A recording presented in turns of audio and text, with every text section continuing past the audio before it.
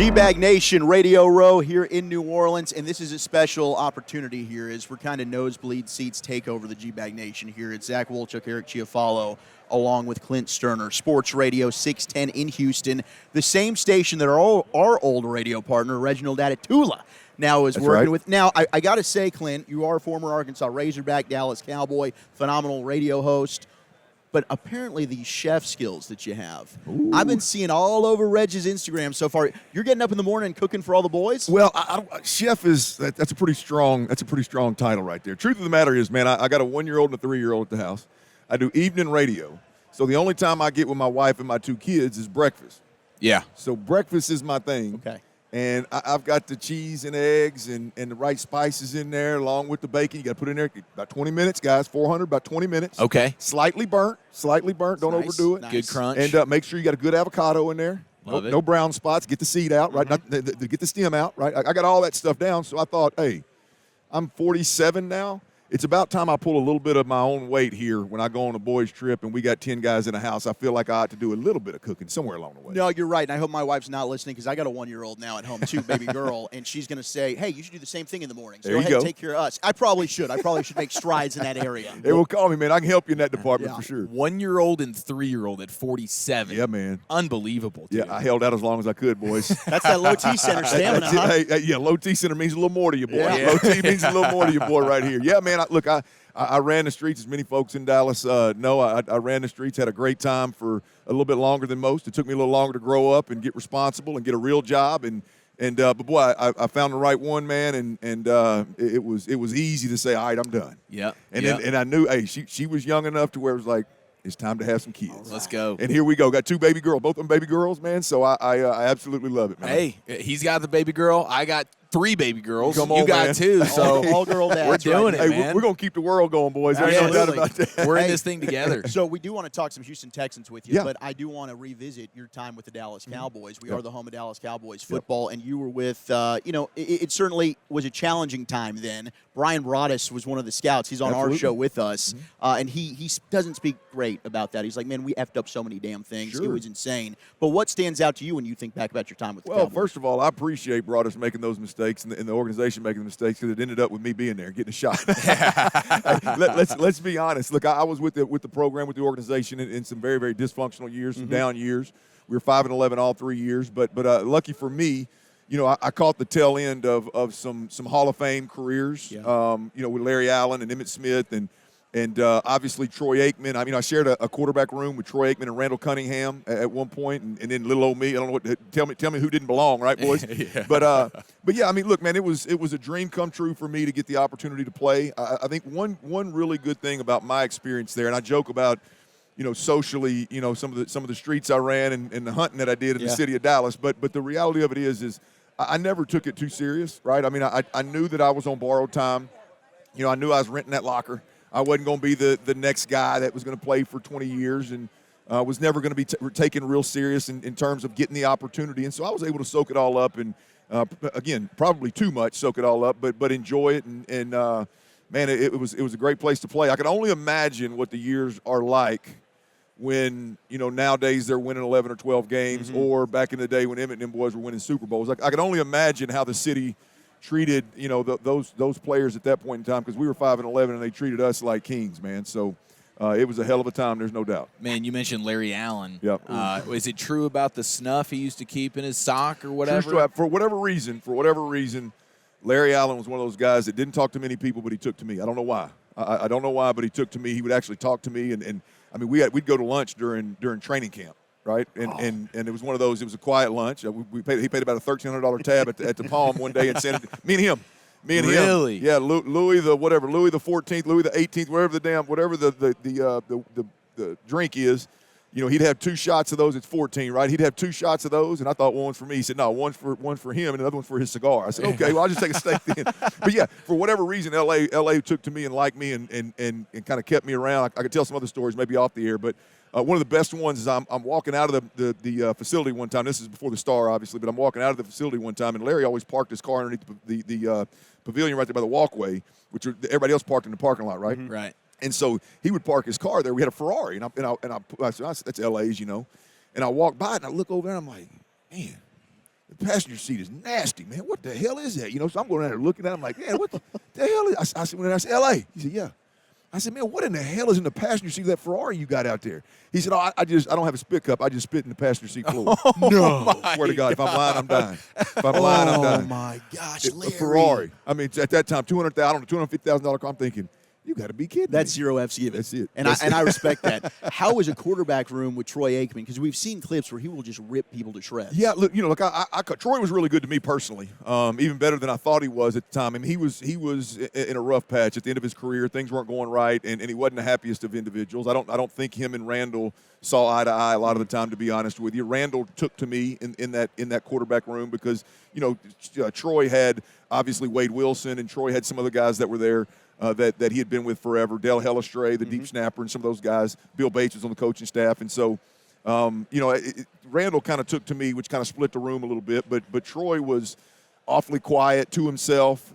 Looking back on it, obviously, I understand now, like, hey, man, he was in a spot where he was trying to see if he could get one more good Super Bowl run, and it wasn't going Joey Galloway to replace Michael Irvin, and Emmett's hanging on for dear life trying to get that record kind of deal.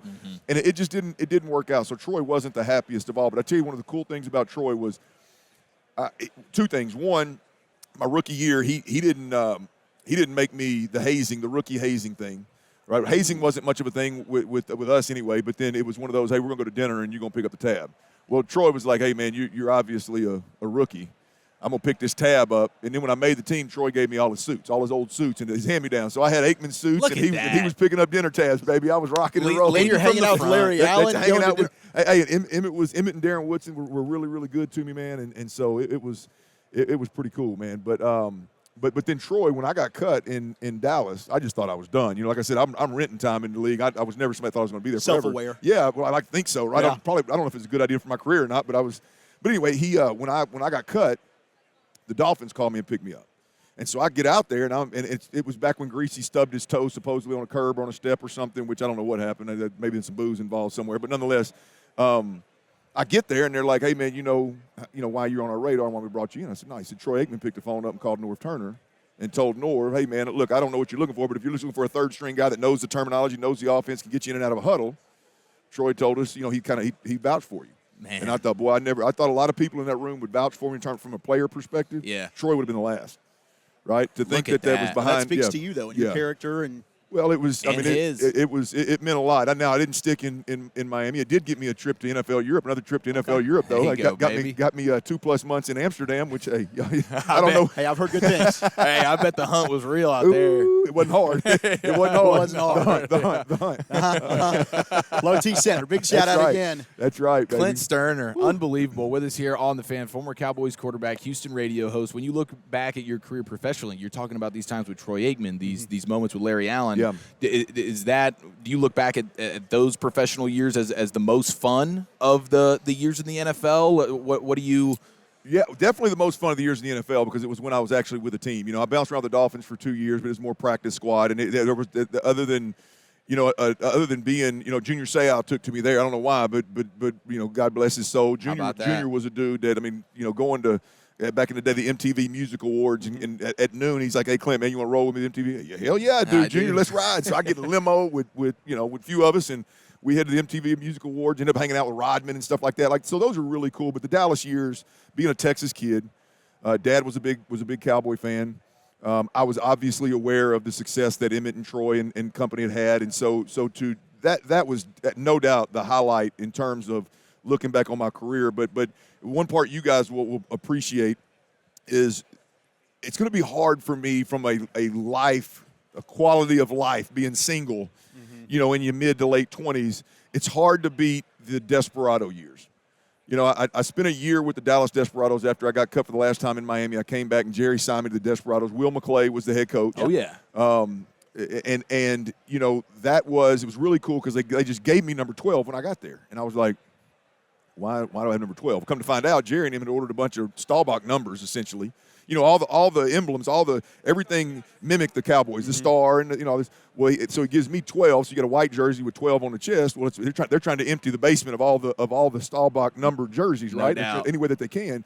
Well, then Jerry takes me and puts me on the side of the bus, all the city buses, billboards, and so Superstar. Hey, Chief, I'm working from 8 to noon.